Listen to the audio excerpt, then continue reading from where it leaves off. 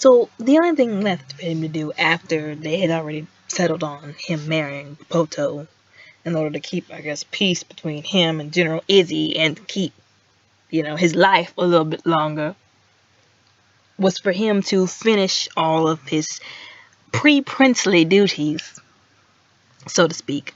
So he still had to do the whole thing with the lion, and he had I wouldn't say got into it, but he was like talking to Mika, and she was like, ugh, why did you have to show up all of a sudden? Everything was going fine, I was on the right track, and then you just came out, of left field. And he was like, oh, don't worry, I won't be here for long, because I'm about to be gobbled by a lion.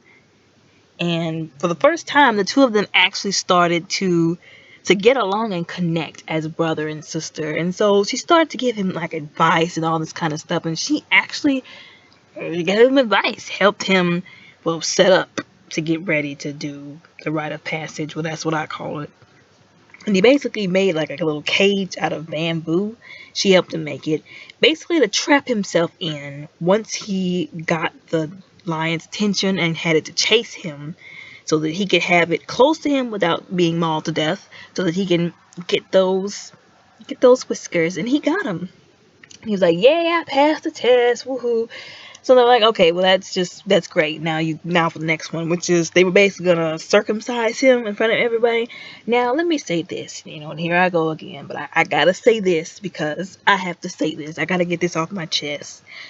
I don't care if it is a cultural tradition. It is not okay to publicize a grown man's. That's just not okay. I can't even.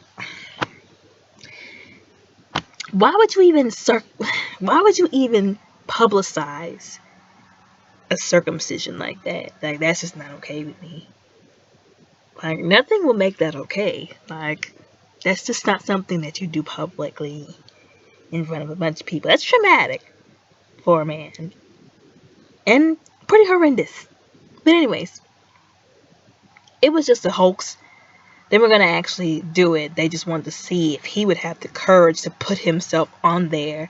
And it was supposed to be kind of symbolic towards him putting Zamunda before his own safety and before himself. So he passed. And he passed out afterwards, because I probably would have too. Because that's nothing to joke about. So after all that was over with, he, goes to Mirembe. And he was talking about, how he felt about everything and all the different things he had to do and how crazy it was. And they were laughing and just talking it up, having a good time. And they started to have a deeper conversation. He was asking her things that she likes, movies that she likes, things that they had in common. And they have like an actual conversation, like the two people who are actually interested in each other have. And he realizes that he likes Mirembe. He realizes that he likes her. That he does not like Poto. That he really likes Mirembe. And he asked her, what is something you want to do? And she was telling him that she wanted to open up a barber shop. But unfortunately, and where they were, they could not, women were not allowed to own or open businesses. And he was like, well, you know what? When I get in charge, I'm going to make some changes. She was like, well, that's what a lot of people say, but whenever they get in charge, actually, they forget about all of that, or they change. And he was like, nope, I'm going to make some changes. And, they start, like I said, she realizes, I guess, that she likes him too. And then they have, a really intimate moment, and he kissed her. She was like, oh, I'm sorry, this can't not happen. Like, and he was like, what's wrong? I don't understand. She was like, you had to marry Poto. I don't want to come in between that. I'm going to go now. And he was like, plans ruined. So they hold a party. They invite General Izzy back with his daughter Poto, and because it's a party celebrating her being together, their little alliance.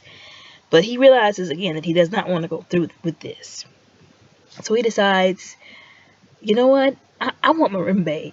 And so he goes to her, and at first he's like, no, you can't do this. You can't throw away your responsibility to, this great country over me.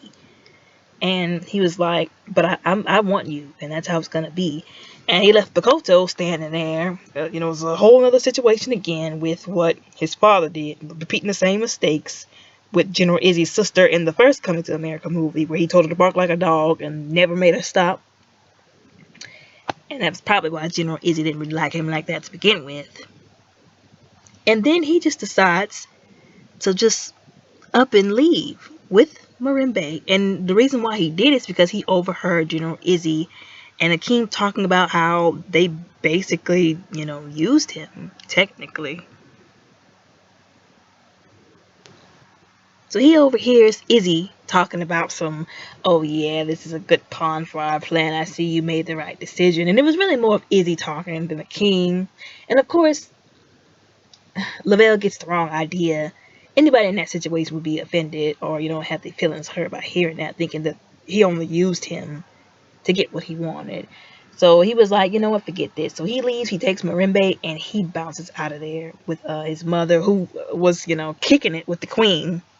Got her all drunk, and they were having fun, whatnot. Not fun by getting drunk, but you know what I mean. Anyway, so they leave. And, he's like, where's the king? And they were like, oh, he left with Mirembe and his family. And, why nobody informed the king of this while it was happening, I'll never know. And then they tell Izzy, because he was like, so where's your son? And so they tell Izzy that, oh, he's just having a nightly walk or whatever. And, of course, they didn't find him. And then later that night, Lisa confronted him, sort of, in a drunken stupor about how he changed and that he was supposed to do things differently, but he didn't. And he realized that his son was just him all over again. He didn't want to marry Bakoto, somebody who he was, arranged to marry, because he fell in love with someone else. So he was like, I gotta fix this. So he tells his daughter, you know what, you just stay here and you protect the country while I'm gone. Which, she's capable. Of course she was capable. But I'm just like, so you're not going to leave like an army with your daughter? Like, you could have at least left some foot soldiers, some infantrymen. Anybody at this point with your daughter. But no. He didn't even leave guardsmen. He just said, protect the country while I'm going to get your brother. And just basically left it at that.